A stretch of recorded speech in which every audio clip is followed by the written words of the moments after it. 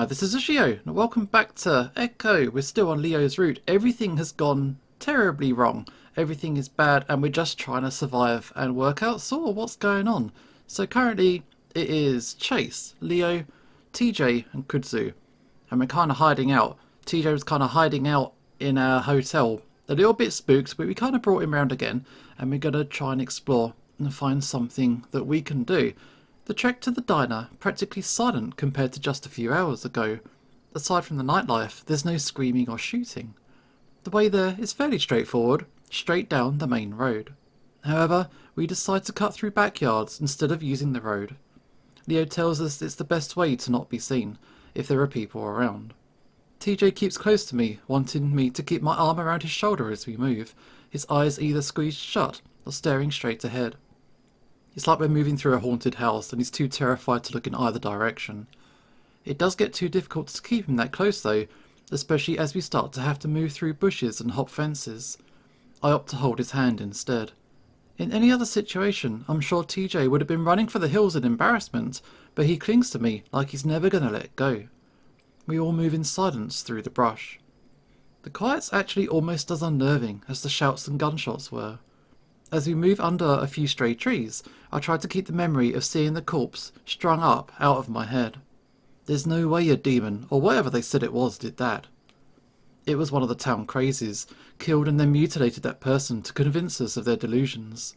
There's 4 of us now, and 2 of us have guns. We're going to be fine. We get to after only about 5 minutes, though most of it is spent floundering through the brush and old broken fences. Because of the meandering, we actually miss it and have to backtrack. Cautiously, we make our way around the diner to the parking lot and immediately spot the lone van.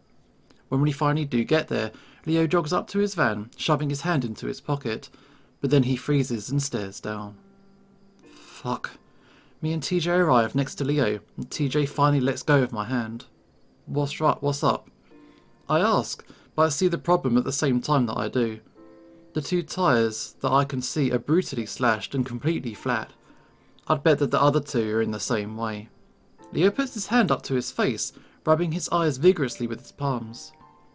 What? Who did that? TJ reaches out and grabs my hand again.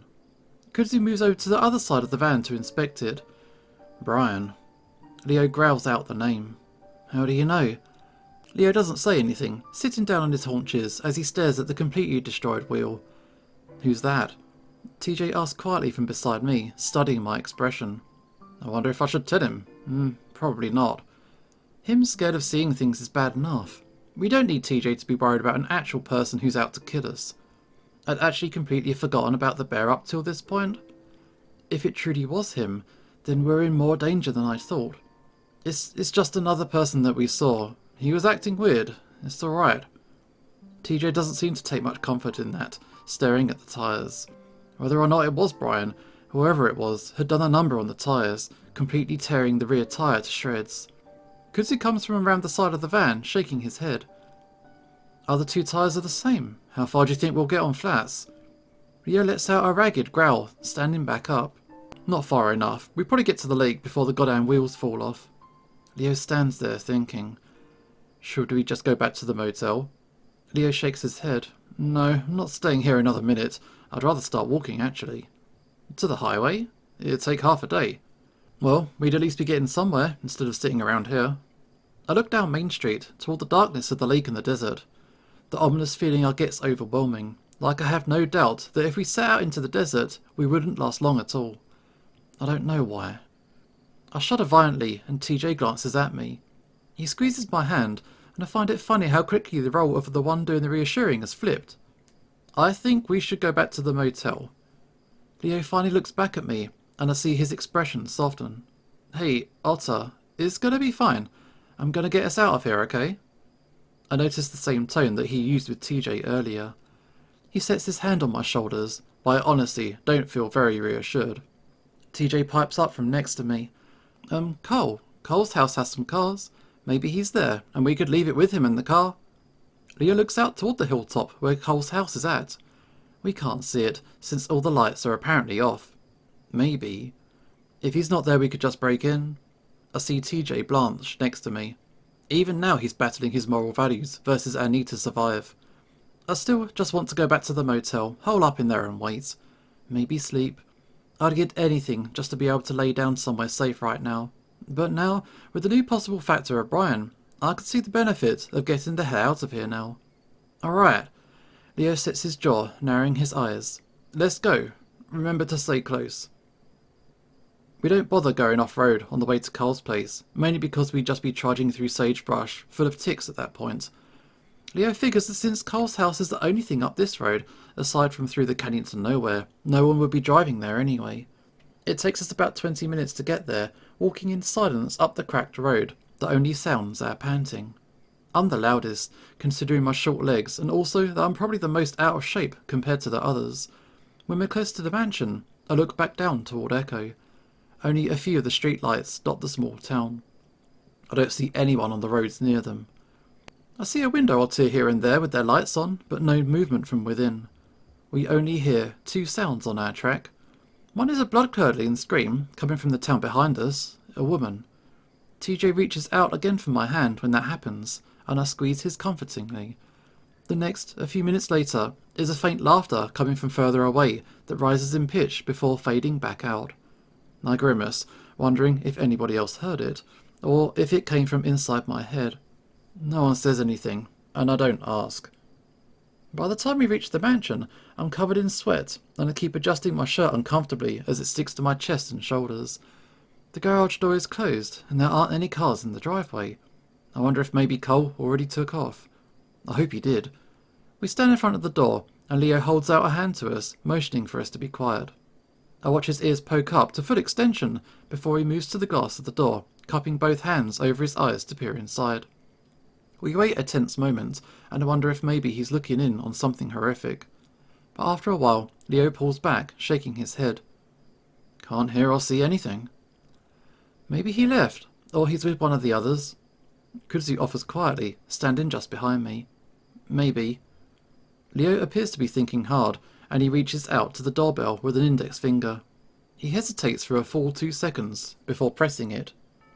The fancy chimes ring softly from inside. I notice Leo's got a hand on his gun, watching through the glass intently. I also notice that not only is TJ pressing close to me, but so is Kudzu from the other side, his shoulder slightly ahead of mine. It's almost like he's shielding me. A minute goes by before Leo tries again. We wait another minute before Leo lets out a ragged sigh. Whether it's from relief or frustration, I'm not sure which. Considering what's happening, you think some people from the town would have come here to loot or something? Yeah. I look back at the town, its few glints of light staring ominously back. I'm able to suppress my shiver this time. I turn back just in time to see Leo try the door, and to my amazement it opens. Leo seems surprised too, and lets go to let the door slowly swing open.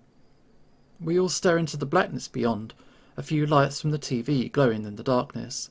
Should we go in? Leo clears his throat. Well, gotta get the keys somehow. Leo steps inside slowly, hand reaching along the wall to find the light switch. He finds it, though the light only illuminates the foyer, the housing going from goddamn dark to slightly less goddamn dark. It's just Cole's kitchen, though. Nothing seems to be out of place as far as I can see. I start to step forward too, but I can feel TJ hesitate on my hand. I look back at him. You alright? He's staring into Cole's house, eyes wide. Yeah, good. It's probably safer inside anyway, right? TJ swallows and finally steps in with me, Kudzu following close behind. The mansion is pleasantly cool against my sweaty fur. There's something strangely comforting about something as simple as the AC still running. A sense of normalcy. Leo stands there, looking around intently before moving to the cupboards. He starts opening drawers, searching the counter, looking for keys. I leave TJ to huddle on the couch before moving to the kitchen myself. Hey, can we look for Cole too? Leo pushes closed a drawer full of silverware. Yeah, give me a sec. A sigh. I'll be fine. It'll be faster if I look for him while you look for keys. Leo shakes his head. Gotta stick together. I suppress another sigh and move back to the living room. Somehow, TJ's already managed to fall into a doze, curled up in a small ball on the couch. How are you doing? I look over at Kudzu, who's got his arms folded, watching me closely. I'm doing okay, just kinda tense. Kudzu gives one of his rare smiles at that. No kidding. Yeah. I glance over at Leo, who started to rifle through some drawers full of what looks like opened letters. What's up? I look back at Kudzu. I'm just thinking about Cole, if he's here or not. Ah. I glance back at Leo. Hey, Leo wants us to stick together, but I look back at Kudzu. You want to help me find Cole? Maybe you sweep the upstairs, and I'll have a look at the basement real quick? Kudzu glances at Leo as well. It'll make things go a bit faster. Yeah, I think it'll be fine. I really don't think anyone's in this house. Kudzu nods toward the window facing the town. From what I've seen, people are mostly wrapped up in their own issues. Yeah, I don't think anyone's interested in looting here. Well, alright, I'll take a quick look upstairs. I smile. Cool, I'll take a quick look downstairs. Oh, and keep a lookout for keys too. And with that, we both move to the staircase. I give Leo one last glance to make sure he's not watching, before we both head in our respective upward and downward directions. I flip on the light switch and head into the basement, and it's only when I stare into the dark hole I'm heading toward that I get the first inklings of fear. I shake my head, remembering what Kudzu had said. If anyone's here, it's definitely only Cole, and that would be a good thing. If we can find him, we can bring him with us, and we'll be on our way out of this hellhole. I tell myself this as I bounce quickly down the stairs, wanting to get this over with as quickly as possible. Now in the basement, I glance around quickly into several doors down here. The storage room, weight room, a video game looking room. I start to realise that if Carl is here, he's most likely upstairs, and I'm really just giving the basement a cursory check. I start to rush through, not wanting to take too long in case Leo notices, if he hasn't already. I reach the end of the long basement hallway, and I'm left looking into a smaller room. There's a tiny white wooden door that I assume leads to the crawl space. I stare at it for a moment, not even thinking to bother with it, until I see little white hoof prints. There are several of them, like someone came and went dozens of times into and out of the crawl space. I look back behind myself, feeling a chill run up my spine, like someone's watching me. Looking back at the prints, I notice that the little door is just slightly open. Could Cole be in there? I remember that he'd been down here when we couldn't find him during his birthday party. At that moment, I catch a glimpse of something poking out from the door. It's skinny and hairy and very long, maybe 6 inches in length. I stare at it, wondering if it's like a Halloween decoration that's stored under there. Chase! Leo's voice booming down the stairs makes me jump a foot into the air. I don't have time to stare at the black thing any longer, and instead stumble down the hall toward the sounds of Leo's voice. The icy glare directed at me as I move up the stairs actually makes me cower a little bit. I'm not used to having his monolithic anger directed at me. I told you to stick together. His voice rumbles out at me. Sorry, I just found something. Well, Kudzu did too. Cole's upstairs. What? The thoughts of the hoof prints disappear from my mind immediately. He told me you were down there. Come on. More gently now, he grasps my hand and pulls me the rest of the way upstairs. I'm expecting us to turn into Cole's room, but instead we go further down toward the end of the hall. I think this is where Cole's parents' bedroom is. Cole's lying on the bed, looking over at TJ, who's in the middle of talking to him from the side. He glances our way when we enter the room. Leo, Chase. He squints at us like he's having trouble focusing. I smile, with a sigh of relief. Cole. I move to the side of the bed, next to TJ, and that's when I see that the room is covered in a white-looking chalk substance. It reminds me of the prints downstairs. It's all over his horns, and a bit of what looks like drywall is covering the pillow around his head. What happened? Are you okay? Were you just taking a nap? Easy, Leo says to me, so I shut my mouth. TJ reaches out and grabs up one of Cole's big hands. The ram just stares at the ceiling now, looking just as confused as we are. I look over at Kudzu, who's standing a little off to the side, like he did when we were trying to talk to TJ. What happened? I mumble at the raccoon, and Kudzu moves a little closer. I don't know. I just came in and thought he was taking a nap or something. I glance back at Cole, watching as TJ starts gently petting his forehead. But he wasn't. Kudzu shrugs. He was sort of, I don't know, he was sweating and mumbling. I kept calling his name, like really loudly, to the point that Leo come up. Cole starts to breathe heavily as he covers his face. I think he's crying, so I step back a bit with Kudzu, not wanting to crowd him, as TJ leans over and hugs him. It wasn't until Leo touched him that he woke up, like really suddenly. Ah. No, I'm fine. Cole lets out a weird, shaky laugh as he sits up, wiping his eyes. I was just having a really fucked up dream. It felt like I was in it for hours, man. Cole leans back on his hands, staring at the ceiling again. I had a dream that the town went fucking insane, and then I ran back here and just sort of went downstairs, and then I was gone. Gone? Where? Cole shakes his head. I don't know, hotel or something? A few hallways that went in circles and I couldn't get out, or wake up. Cole looks back at us. Even now I don't know if I'm dreaming, but at least there's people around, you know? Cole shakes his head, a cloud of dust coming up from the fur. What are you guys doing here anyway? Actually, the town did go a bit strange. What? Really? Leo seems to hesitate, clearly not wanting to rile up Cole more than he already is. Yeah, but we're trying to leave. Actually, that's why we're here. We need a car. So what I saw in the town, however long ago it was, really happened? Maybe. Like, people running around shooting and stuff? Leo doesn't say anything to that. Why do you need my car? What about the van? It broke down. Cole narrows his eyes. How? Listen, we'll tell you everything on the way. We just need to get out of here now. TJ picks some of the bits of white chalk from Cole's head fur. What's all over you? Cole runs a hand over his head, bringing it away to find it covered in white dust. Oh, I ran into the wall. Oh. Cole suddenly points at my arm. Dude, what happened to you? Huh? Oh. I lift up my arm and remember the cut that I got from the broken window. The fur is heavily matted down, with blood and the jagged cut still oozing a little bit.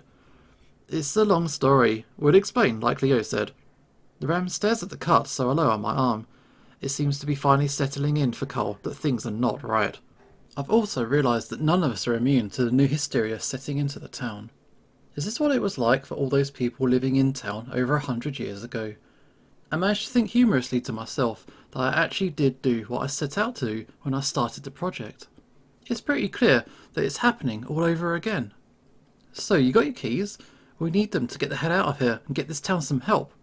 Yeah, I'll get them from my room.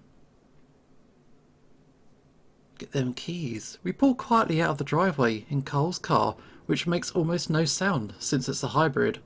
Leo's driving, of course. Cole's still woozy, and Leo actually had to help him walk around to find the keys. I sit in the back, between Cole and TJ, while Kudzu sits in the passenger seat next to Leo. I'd overheard Leo mumbling to Kudzu to sit next to him while I helped Cole into the car. Something about them needing to be able to get out of the car quickly with their guns if things went down. Leo doesn't floor it like I expected him to, but we move down the bench of the mountain and through the town speedily enough. I see TJ look out his own window intently, and I can only imagine it's to see if he can spot Jenna and maybe even Flynn. Dude, I don't feel good.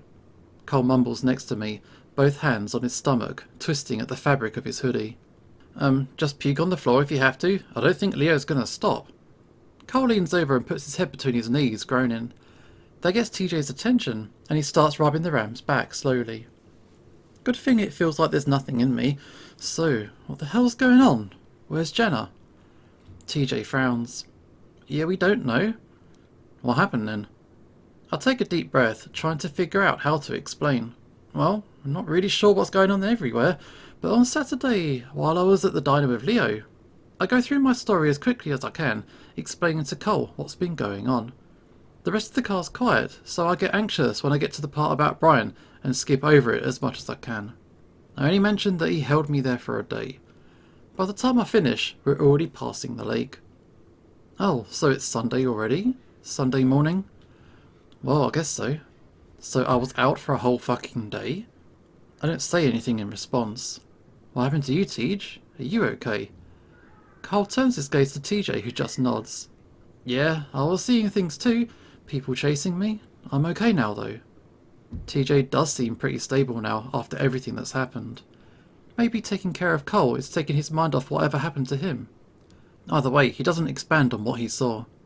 Cole shivers and puts his head back down while TJ continues to rub his back. A few minutes of silence go by before Cole speaks up again. It feels kinda nice. Reminds me of my mum. Yeah, actually my mum did it too. I thought it might help. Hey, I love you, just so as you know, all you guys. I'm glad I'm not in that place anymore. I love you too, Cole, and everyone else. You too, Raccoon Man. Thanks. Yeah, I affirm my own love for everyone. Kuzu glances back at us before turning his attention out of his own window. Leo doesn't say anything from the front, his focus solely on the road ahead of him. I watch the desert whip by us, for the first time feeling somewhat safe as the town disappears behind us. But, of course, it doesn't last long. Was that on the side of the road there? Huh? Leo turns his head in the direction that Kudzu points. We all do. What we see changes everything for me from that point on.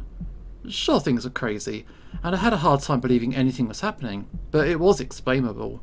People like Duke, Brian, TJ, even Cole were all seeing things.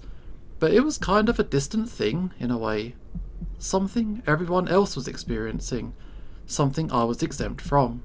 But now, there it is. Something I can't explain, right in front of me. What is that? Oh my gosh. TJ covers his mouth. Cole sits up straight, trying to see.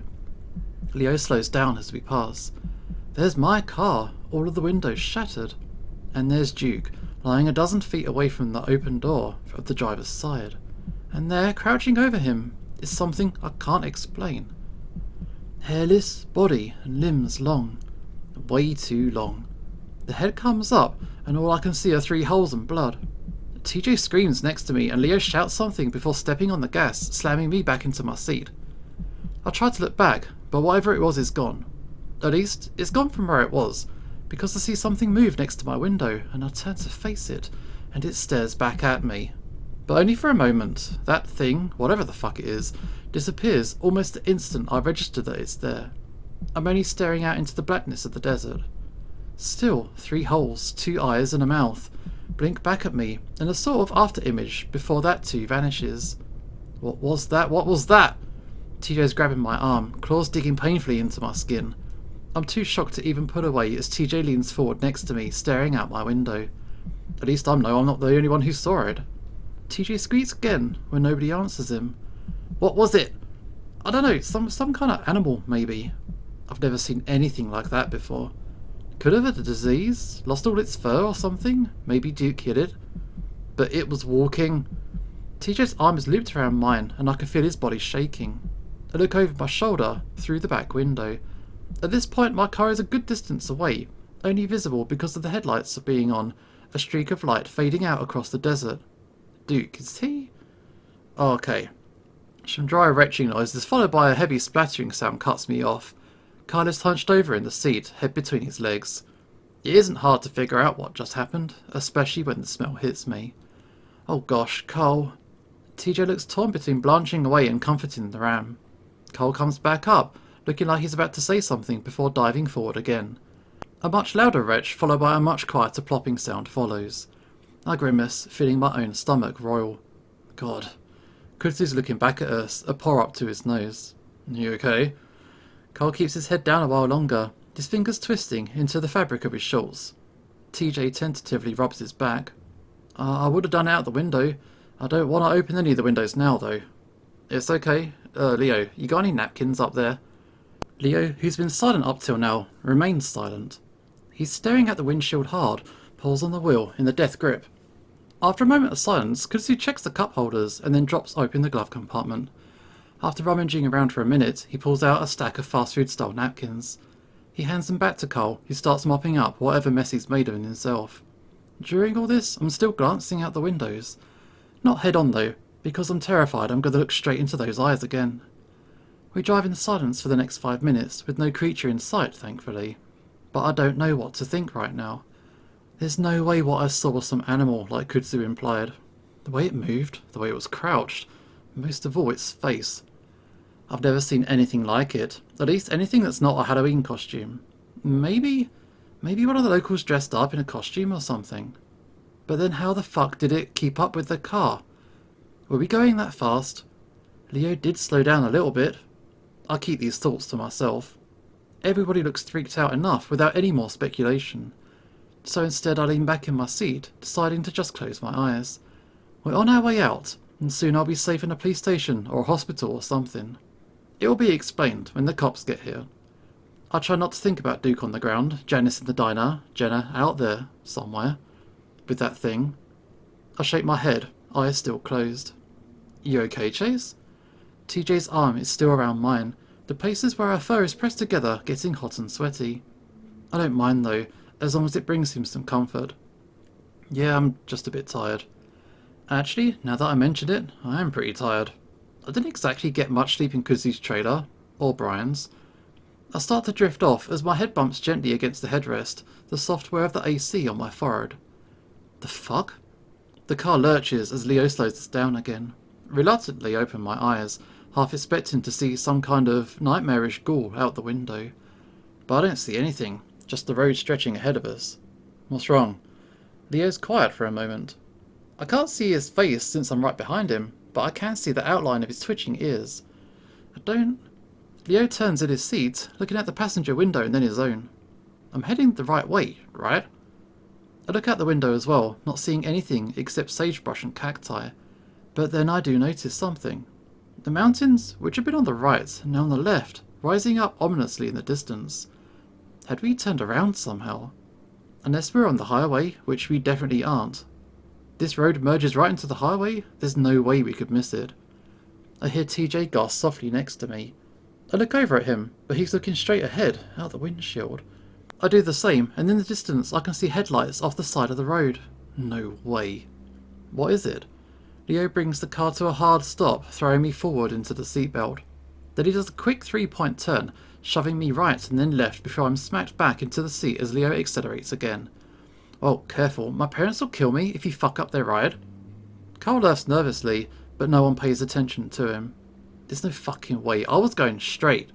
There's that side road that takes you to some of the trails. Maybe we sort of went off on, Leo snaps at the thing suddenly. There's no way, TJ. That road's fucking gravel, I would have noticed.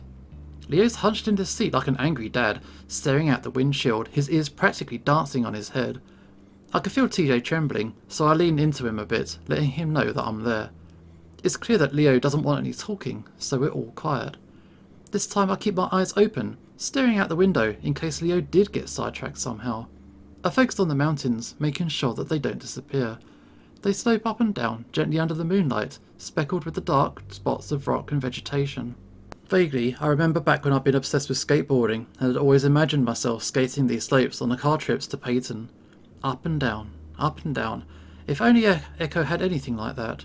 The only slope we had was the one down from Carl's mansion, and it was way too big.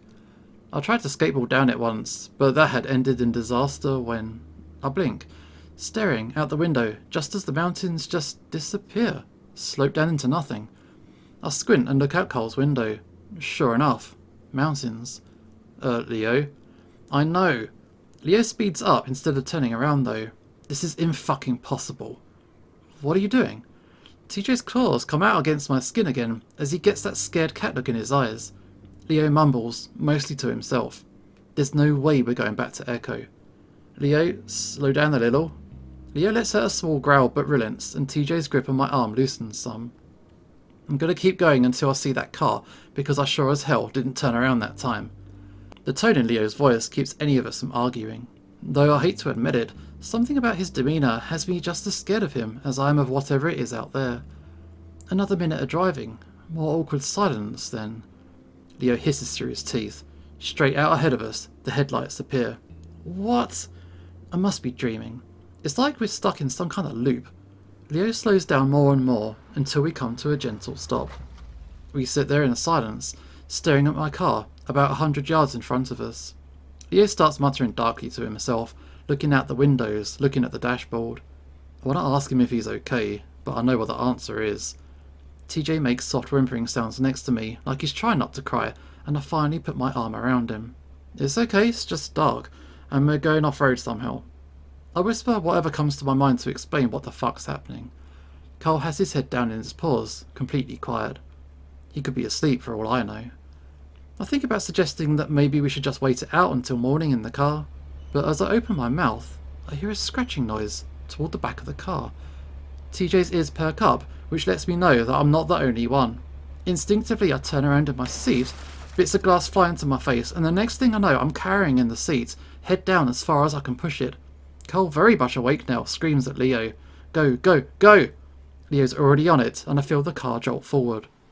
Then I'm bouncing up and down in the seat as we go off-road, Leo not bothering with a 3-point turn this time, instead going for a full U-turn. We're back on the asphalt and speeding down the road, when I feel it's safe enough to raise my head back up and look out the back window. For a moment I'm terrified that I'm going to find that thing crouched on the trunk staring at us. But instead, all I see is a giant hole through the back window, the remaining glass jagged. Are you guys okay? Leo looks back and forth between us and the road ahead of him. I sit up fully. Think so, yeah. I yell at him over the sound of the car and the wind whistling around behind me. Carl's bent over in his seat too, brushing glass from his hat and hoodie. I look at TJ, who's still crouched over his own seat, covering his head. Bits of glass are scattered on his back and in his head fur. I pick some of the pieces out from the fur on his neck and lean over him. TJ, are you okay? TJ shudders and doesn't say anything as I pluck some of the shards from under his collar. What was that? Kushi shouts back at us, staring through the window. I don't know. I don't want to think about what I actually think it was. Leo keeps up the high speed, hitting some of the potholes hard enough that I'm worried we're going to get a flat. Then we'd be in real trouble. We drive on for another 5 minutes in silence, and then the headlights of my car appear in front of us once again. This time no one says anything and Leo doesn't bother turning around. I watch out my window as we fly past my old car. Duke's still there on the ground, no movement from where he was the last time we saw him. Since this is the area where the creature seems to be prowling, I look out the back window. I want to be ready in case it tries to come through again. But nothing happens. All I see is a small stretch of asphalt illuminated red from the taillights, and all I hear is the wind whipping through my ears. I keep a hand on TJ's back as he continues to remain hunched over. Cole sits quietly, staring out the window. On the bright side, the bashed-in back window has diminished the smell of sick. Sparse dots of light show up on the horizon, indicating where Echo is. And that's when Leo speaks up. Okay, what we're gonna do is head back to my house. You guys can get some sleep while I figure out what to do next. Leo pauses, but no one says anything. Sound good? Yeah, not much left to do. Leo grunts and hunches forward in his seat again. There's a sinking feeling in my stomach at the thought of going back to Echo. There is the comfort of at least not being out in the wilderness, but I wonder if that's much worse than the town, even with that creature prowling around. I stare out my window, watching the mountains move slowly under the moonlight as we turn into Lake Emma Road. I'm wondering if taking one of the mountain roads out of town would be worth it, whether we'd have enough gas when it happens. A crouched figure sits on the peak of the hill, just about 50 feet from where we are. I squint at it, just barely able to make out what looks like shoulders and a head hunched up under the light of the moon. I'm directly across from the thing when I open my mouth, but I'm barely able to make a sound when it moves. It dashes down the hill in the blink of an eye, covering the distance between it and our car in a matter of 2 seconds. One moment I'm staring at a tiny black figure, and the next it's right up against the car, smashing into the side between Leo's door and mine. My head smacks into the glass, and I see a flash of white. At the same time, I hear Kuzu shout at us to hold on. TJ screams and Cole yells. My feet are fucking freezing. I open my eyes and stare down at them. It's almost too dark to see, but I can hear the sounds of sloshing water and screaming. Chase! Chase! What? My head aches, and there's something in my eyes that stings. Everything's blurry. Chase, are you okay? A big paw prods at my chest and I look up. I can barely make out that outline of ears. Leo? Wait. And it hits me like the car crash we were just in. That thing. I look out my window again, but it's all shattered and spiderwebbed, but I can see what looks like water pouring in through it. At the same time, I feel that icy cold sensation running down my back as the water comes through the broken back window like a waterfall. We crashed into the fucking lake. Chase! I'm awake, I'm good. I grab at my seatbelt, taking way longer than it should to get undone. All the while, there's a bizarre feral yowling sound next to me, and I don't realise it's TJ until his claws find my chest and arm and dig in. Ow, TJ, stop it, calm down. But he doesn't even respond, continuing on with that god-awful sound. Through the window, Cole's already up on the rear deck, trying to push through the water coming in. Come on. Cole's screaming, panicked voice disappears suddenly, and I can only hope it's because he got out. Chase, come on, we gotta get you out. I feel Leo's big paws grabbing at me, but I turn and push them away. I'm fine, let me help TJ. Chase. Leo, I'm a fucking otter? The water at this point is up to my chest. The car's front end is tipped down in the water, and with the sparse moonlight coming through the back, I can see it's up to Leo's neck. Kudzu's somehow in the back with me and TJ, where Cole was. He's staring at me, eyes wide, looking torn between escaping and helping me. Go, Kudzu, through the window. Leo, go out through the door. Chase, go. I scream at basically everyone, and I can only hope they do as I say as I duck down and the water goes over my head. The quiet peace of underwater is a sharp contrast to the fucking chaos my brain's in. Somehow, in the wreck, the back seat crunched forward, and TJ's seatbelt buckle button is lost somewhere in the crease. I grit my teeth. I can hold my breath for almost 10 minutes, but I know for most other species it's less than 2. Far less if you're panicking out of your mind like TJ. I grit my teeth as I calmly try to reach between the fold between the seat and the back, despite the desperate clawing the lynx is giving me. Again though, it's far too wedged in to get a hold on. Soon, my calm demeanour melts away as I fumble uselessly with the seatbelt and time stubbornly marches on. I feel myself start to panic as I just grab TJ around the body and yank as hard as I can. But it's no use at all, and when I put on the chest strap, it's jammed and I can't get any slack. TJ's grasping and clawing starts to become weaker. I try to think of something to use to cut the strap, but there's nothing. Maybe a shot of glass? I move up and away from TJ, toward the back window, trying to ignore how he weakly tries to clutch at me. As I reach up to my seat though, my hand slips between the headrest and the rear deck. I reach in further, and realise it's the trunk of the car. With a lunge, I reach down and feel along the bottom of the seat back. My paw runs up against something hard and metal, and I know I've found what I'm looking for. I grab up the buckle and unlatch it. Swimming around as quickly as I can, I grab the strap across TJ's chest and set my feet against the seat. I pull back as hard as I can, and just like that, it comes undone. I scoot TJ up, his limp body giving me an extra burst of adrenaline as I set my feet against the back of the driver's seat and push out. My aim's a little off as my head hits the ceiling instead, but I'm able to find the hole pretty quickly and kick through it. It's a little awkward to undulate my body into a nice clean swim with TJ's weight, but I manage it well enough, and within seconds we break the surface. I breathe out into the air while TJ coughs and sputters. His arms wrap around my neck tightly, and I have to put a paw under my arms to keep him from strangling me. TJ, we're good. You're good. Calm down. I look around, and I'm amazed to see how far we are from the shore. It's a good 100 yards away. I could already see Kudzu standing there, and Leo's in the shadows, shouting to Cole, who's a few feet further in, splashing around. I kick off in that direction as TJ continues to hyperventilate into my ear. TJ, it's okay. Remember when you used to ride on my back in the lake? It's like that, just like old times. I try to adopt a soothing tone between my ragged gasps for air. TJ does finally settle on my back, though his arms are still around my neck. Still a lot better than him dragging me down with him. His gasps calm down as we get closer to the shore, tapering off into a weird sort of mumbling sound. I can make out a few words though, and one of them's a name? Sydney. I frown and swim a bit faster, wanting to get him to dry land so that he can get his wits back together. Meanwhile, Cole finally grabs onto Leo's outstretched paws, and the wolf pulls him back to shore. All the while, he stares at me and TJ intently. He didn't deserve... Shh, quiet.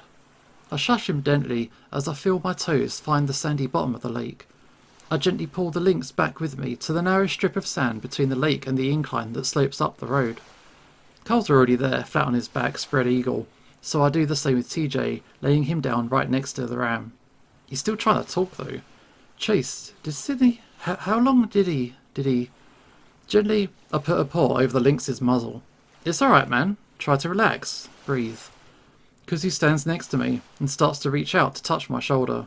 You okay? And then a much bigger paw comes out from behind me, pushing Kudzu's arm aside as I'm pulled back into a tight hug. Leo huffs into my ear. Thank God, you were under for so long. I'm okay. I reach back with the paw, setting it against the side of Leo's face. When I bring it back, I see that it's a bit darker than it should be. I look back and immediately see the gash on the side of Leo's face. Shit, your head. Leo brushes off my paws. Your head? I think we both hit our windows when something hit us. I reach up, feeling around my forehead before I feel a sore, sticky spot in my fur. It isn't a bad cut, but it's definitely leaking a good amount of blood. It was that thing that we saw next to Duke. I saw it standing on a hill, and it ran for us. I looked over at Kudzu, who's moved to stand over Cole. his arms hugging his chest tightly. Kudzu, are you okay? I'm fine. His response is tense and a little high-pitched. I don't know about Cole though, he had a little trouble swimming back. Cole lets out a choked cough in response. I gently pull away from Leo and kneel down next to the ram between him and TJ. He's conscious, luckily, though his panting is a bit shallow. I set a paw gently on his head. You okay? Yeah? He says it like he's asking me a question. You sure? I mean, yeah, I'm breathing. I didn't mean to leave you guys, but it's fine. Staying with us would have made things way worse. It's strange to me how collected I am right now. I guess it's that same numbing feeling that I felt since escaping Brian's trailer. Just take the fucked up stuff and roll with it. I'm not bad at swimming, but it was so fucking cold, and my clothes felt like £1,000,000. Looking at his thick sweater, it's not a surprise at all. TJ's quietened down next to me. His eyes are open, staring up at the sky as he chuffs quietly. It's so wide and glassy, I could see the reflection of the stars twinkling in them. I tentatively reach out and rest a paw on his head, like I did with Cole. TJ barely reacts, continuing to stare up at the sky. Tej? I feel Leo's huge presence crouch down next to me as he gets close and whispers into my ear. Listen, we should get going to my house. I don't like being out here, especially if that thing really did do it. But TJ? I don't know if he's able. I'll carry him. And he does, scooping the lynx up into his arms like he's a baby. Okay, come on. We could rest at my house. Let's just get the fuck out of here. Leo starts trekking up the rocky slope.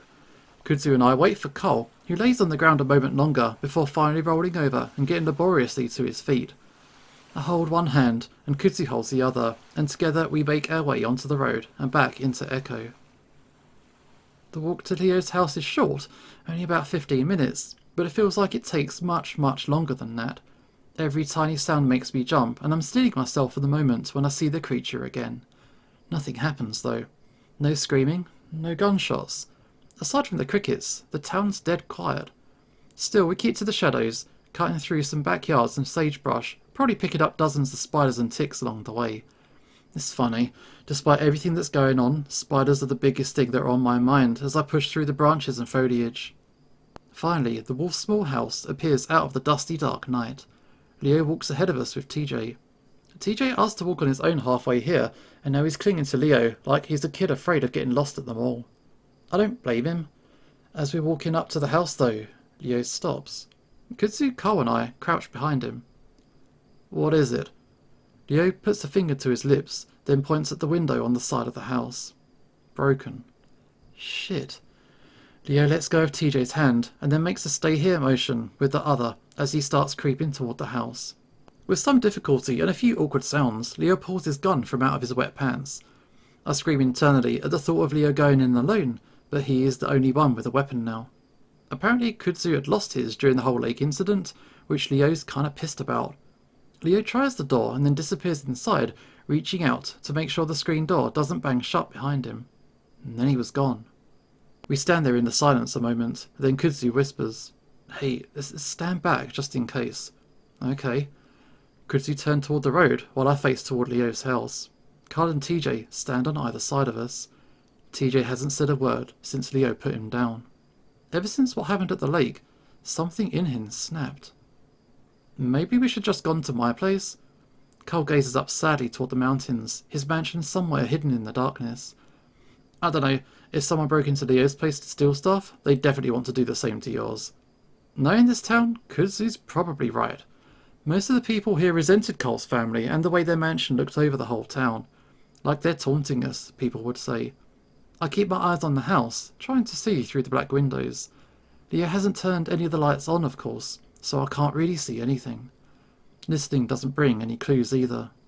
So, what do you guys think that thing was? I don't know. I still think it was a kind of an animal. It practically bent the car in half. I see it out the side of my mouth, away from TJ. Maybe we should go inside. Probably safer in there, even if there is a burglar or whatever. Didn't the mayor say something about it? Like it only kills us if we're trying to leave? I glance back at Kudzu. Is that what she was talking about? Kudzu shakes his head and shrugs his shoulders. I really don't know, Chase. So we go back to waiting. I'm about to mention that maybe we should move closer to the house, just in case, when we hear a scream. It comes from inside Leo's house, and it definitely doesn't sound like Leo. Cole squeaks next to me. Shit! I'm already running up the stairs though, and I hear the others following closely behind. I push through the door, almost running headlong into the bench where you're supposed to take off your shoes. Leo? I shout just as I realise that it's probably a bad idea. A moment passes where the only sound I can hear is the heavy breathing of my friends behind me. And then, down here, turn on the lights. His voice comes from the hallway and it's calm. I move a paw along the wall before finding the light switch, revealing the kitchen. We move down the hallway toward Leo's room where I can see that the light is on. Inside I find Leo standing over his own bed. In the bed I see someone else. A little polecat, dishevelled in a tank top, looking even more skeletal than usual. It's Clint, curled up in the little ball, cowering. Leo has his gun pointed on him. Wait, please don't shoot me. I just needed a place to stay. Leo inches his gun closer. Then why aren't you at your own place? Kudzu and Cole stands next to me while TJ stays in the doorway, gazing in at us from the dim hallway. Leo raises his gun again, and I actually think he's about to shoot Clint. Clint raises his paws, whining. Leo, wait, he helped me find Chase. What? Leo glances at Kudzu and back to Clint. He came up to my door last night, told me he saw Chase in the trailer. I'm confused too, but I guess I never asked Kudzu how exactly he was able to find me. My mind immediately flashes back to when I saw Clint peering in at me through the trailer, asking Brian for drugs. I might not have found Chase if he hadn't told me. Clint nods enthusiastically to that, but Leo doesn't lower the gun. Wait, Leo, Clint hasn't done anything to hurt us since this started, Everyone's gone fucking crazy. Might as well get rid of him before he gets the chance at it too. What? What are you doing, Leo? Leo's got a hardened look on his face that I don't recognise at all. Wait, I know how to get out of here, I think. Leo's stance falters, but only just. What do you mean? That's why I'm here. Just get the gun off me for a sec, I'll explain. Clint is twitchy and keeps scratching at his chest and arms. It comes off like he was able to find those drugs after all. Come on, Leo. It's all of us against him. He can't do anything to us. Leo keeps the gun up for a few seconds and finally lowers it with a dismissive grunt. Alright, fine. How are we supposed to get out of here? Clint slowly pushes himself up to sit against the frame of Leo's bed, clearing his throat. I think it might have something to do with the train yard. There's a moment of silence as we all wait for Clint to go on. He just stares back at us, stares at the gun in Leo's paws. Clint? Huh? Clint doesn't look at Kudzu as his eyes remain fixated on the pistol. Leo, just put the gun down for a second, okay? On the dresser behind you or something. Leo shakes his head. I'm not risking our lives again, Kud. Leo fixes Clint with a glare. The most I'm gonna do is keep the gun off you, Clint. Clint flinches when Leo says his name. I look over and see Cole twisting his paws around the pocket of his hoodie, his eyes wide. TJ, on the other hand, is still standing in the hall, his eyes glinting softly in the dim lighting. For some reason, I get the feeling that he's looking at me. Tell us now. Leo's tone turns dark and I look over, half expecting him to have the gun up again. It's still pointed at the carpet, but I can practically see Leo's fingers twitching against the trigger guard. He looks almost excited.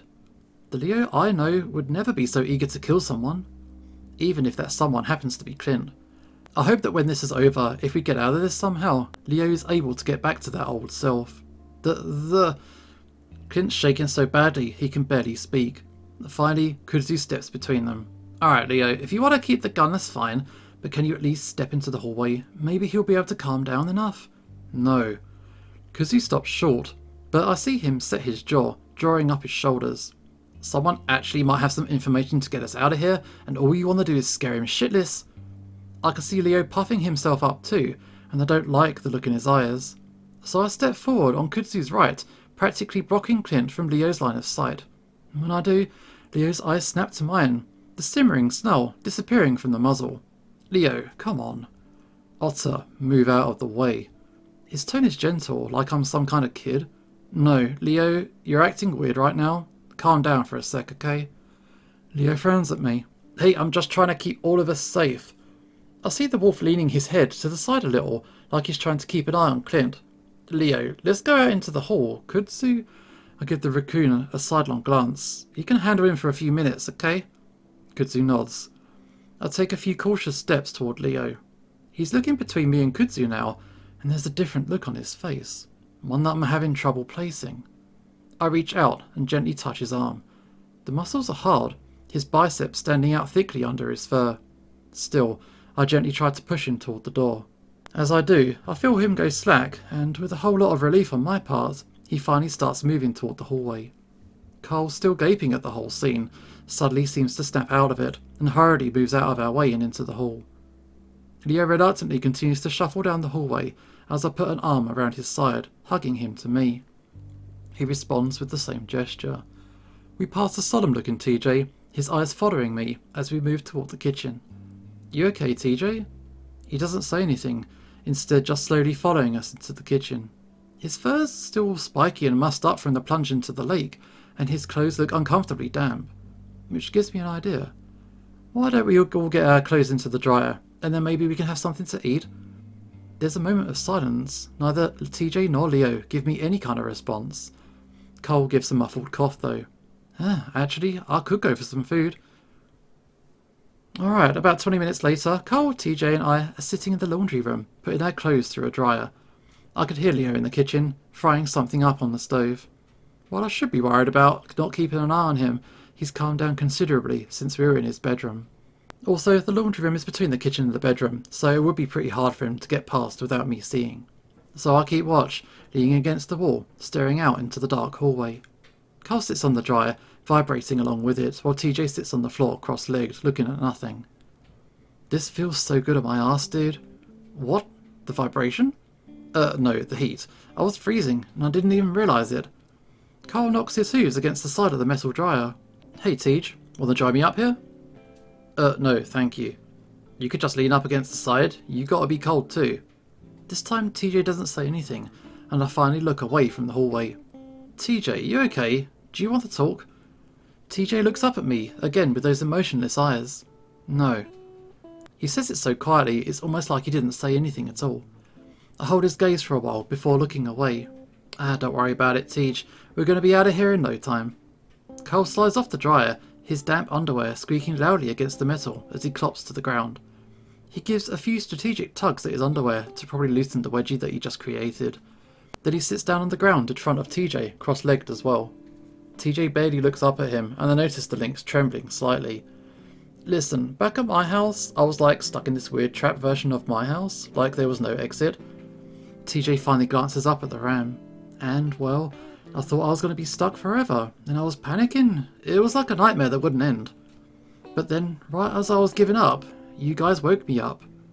I mean, sure, I sort of woke up into another nightmare, but at least it's with you guys, right? I hear shifting, and then the bedroom door swings open fully, and Kudzu appears, slipping out and closing the door quietly behind him. The raccoon spots me and moves over to the stand next to me, ears perked. Hey. Hey. I see Kudzu's nose twitch in the air, looking toward the kitchen. Leo. It's cooking. So, how'd it go? You were in there for a while? Kudzu sighs and leans against the wall of the hallway, looking back at the closed door. Don't know really. Said something about a train going through here the past few days after everything started? Through the rail yard. That's what he says. That doesn't make much sense. That rail yard has been abandoned for the past at least 50 years. Are you sure he isn't just like the rest of us, seeing things? Kudzu shrugs. I really don't know. It's hard to tell with a guy like him. Yeah. Well, I remember some guys inspecting the rails a few weeks ago. Maybe they opened one up again? That idea also seems strange to me, but I don't know much about trains. So what, if there is a train going through here, are we just going to jump onto it? That was his plan anyway. Wow, sounds like fun.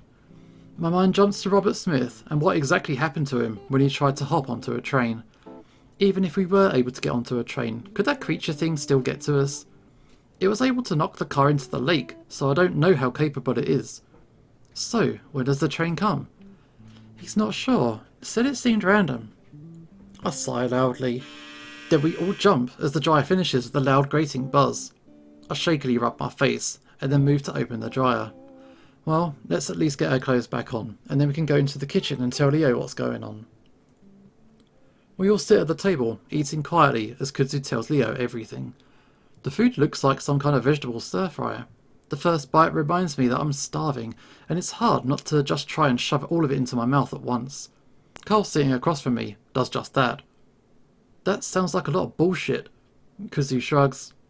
I don't know what else to go on, and why would he lie anyway? To buy himself some time. Kuzu closes his eyes for a second, breathing in deeply. Listen, Leo, there's no way he's going to try anything. He's scared out of his mind. Duke was scared. Didn't stop him from trying to kill us. It's probably worse that he's scared. Leo looks up the hallway, toward the bedroom, and I'm starting to not like the look in his eyes again. In fact, I'm wondering why the fuck we left him in that room alone in the fucking first place. Leo starts to show his teeth. I reach out and rest a paw on the wolf's arm, again feeling the tensing of the muscles underneath the fur. Hey, don't worry about it. But he jerks his arm away and suddenly turns on me. Why the hell are you on his side of this shit? You were with that fucking bear, you know what these crazies are doing. I wince internally at being reminded of the incident, but I try again, reaching out. Yeah, but Clint isn't Brian. You know he was pushed around by that bear too. Leo pulls his arm further away from me. He's looking back and forth between me and Kudzu again. What is this? You're both acting like I'm the crazy one. The wolf pushes his chair back from the table. I heard you whispering shit in the hallway. You been saying things behind my back? Leo narrows his eyes at Kudzu. Whoa, dude, chill out. Why don't you keep eating, Cole? Leo shifts his gaze toward the bedroom again before abruptly standing up. I'm gonna check on him. Leo. I start to stand up as well, but Kudzu is one step ahead of me. He moves to intercept the wolf, both hands out. Come on, Leo, but he doesn't get to finish. Instead, the wolf goes straight into him, grabbing one of his arms and punching at his face. Kudzu sees it coming and is able to duck, but he's not quite fast enough. Leo's knuckles glance off the raccoon's muzzle, knocking his head around. Leo keeps a hold of the arm and swings Kudzu around, away from the hallway and back into the kitchen. Kudzu takes the fall rather well, going into a sort of roll. He does end up banging against Cole's chair, but he comes up on one knee, panting and staring up at Leo. His nose is bleeding. What the fuck? I'm standing before I know it, and move around the table to stand at Kudzu's side. I look him over, trying to see if Leo had done him any serious damage, before I look back at the wolf. What are you doing? Cole clumsily tries to help the raccoon up, his ears flat against his head. Leo breathes heavily, staring down at Kudzu before his eyes flick to me. Get away from him. What? Get away from him. This time there's a growly quality to his voice, and I see his fingers drift toward his belt. I do move away from Kudzu, but only just. I don't want either of us getting shot. Leo turns his attention to Kudzu. You. Out. Kudzu stares up at the wolf for only a moment, before getting briskly to his feet. His breathing is so erratic I'm wondering if he's going to have a panic attack. He gives me a single glance, before hurrying out of the kitchen. I want to stop him, get in his way like he did Leo's. But the look on Leo's face right now has me frozen, and I can't do or say anything as I watch the raccoon's tail disappear. I hear the door swing open and then bang shut. I look back and almost jump as I see Leo's eyes are still on me, studying me. He stares a while longer before turning away and stomping loudly down the hall. Cole's frozen next to me, and TJ just sits there, his eyes down on his plate, food untouched. Still numb, I have to force myself to walk forward, following Leo, terrified of what's about to happen. Leo, wait! My voice is too quiet, too soft for the wolf to even hear me. The door ahead of me swings open. There's a moment of silence, and then Leo curses loudly, and I run to the door frame looking inside, not sure of what I'm about to find. What I find is nothing. No one's inside. The covers of the bed are thrown back, the window wide open. See, I told you! Leo's voice goes from an almost scream to a hushed whisper as he moves to the window, looking out into the night. He slides the window shut and then locks it. This is exactly what I was worried about. What? Inside, I'm relieved more than anything. For some reason, I'm positive that if Clint was still here, or if Leo had caught him in the act of trying to escape, I don't doubt that he would have tried to shoot him. That stupid fucking raccoon, thinking he knew what was best. Leo continues to peer out the window, his ears perked up. I know what the hell's best for us. Thinks he could just come in and tell everyone what to do, see what happens. I start to move back into the hallway, toward the kitchen, but Leo suddenly whirls around on me. His frown turns into a sort of uncertain smile. Hey, Otter, you okay? I don't say anything, I just stare at him. Otter? Vaguely, I could hear Cole clopping around uncertainly in the hallway, probably too afraid to get close. I tried to speak and then wet my lips. Yeah? Leo extends a paw. Come here. Did I scare you? I fidget with my paws. No. Well, come on then. Slowly, I move into the wolf's room. Despite my dragging feet, my mind's racing, trying to decide what the hell's going on and what the hell I'm gonna do. Leo's lost it, no question about it. It's something that I've sort of known for the past day, ever since we found him in Duke's basement, and now it's getting worse. A lot worse. Still, I continue to move toward him, like I'm in some kind of dream. Soon, he's got me wrapped up in his arms, and despite the warmth, and despite the strength I feel in them, I don't feel good about it at all. I'm just scared. Chula. He breathes into my air, sending shivers down my spine. I told you I'm going to protect you. I'm going to keep you safe. It's exactly what I'm going to do. He starts rocking me back and forth, shifting us around on his feet like we're doing some kind of half dance at prom. He's moved around us so that I'm looking at the door, and I can see Cole's horns, his eyes fearfully peering into the room. That raccoon, he wasn't good for you. Good for me? He helped me. Leo gives me a squeeze that almost knocks the breath from my lungs and it cuts me off. Maybe, maybe not, but I could see him acting strange, kinda like the others. The wolf continues to rock us back and forth as I continue to look over Leo's shoulders, seeing in Cole's eyes that this is definitely fucked up. I don't say anything else to Leo, worried about how he might take it if I try to convince him that Kudzu was only trying to help. I'm gonna get you all out of here, like I should have done from the beginning, okay? He gives me a little shake when I'm silent a little too long. Okay. Okay. And then he keeps rocking me for what seems like hours, and when we make another revolution, I can see that Cole's not there anymore. And then I hear something. Soft at first, and then louder and louder. Leo stops dancing with me. I can make out a rhythmic, dull metallic sound, accompanied by a horn. Train? Okay, so I think we're going to leave this one here. Something's going on outside. Has the train showed up? But yeah, Leo has completely gone off the deep end, but we're going to have to find out more in the next episode. This is Usho signing off, and hopefully I will see you next time.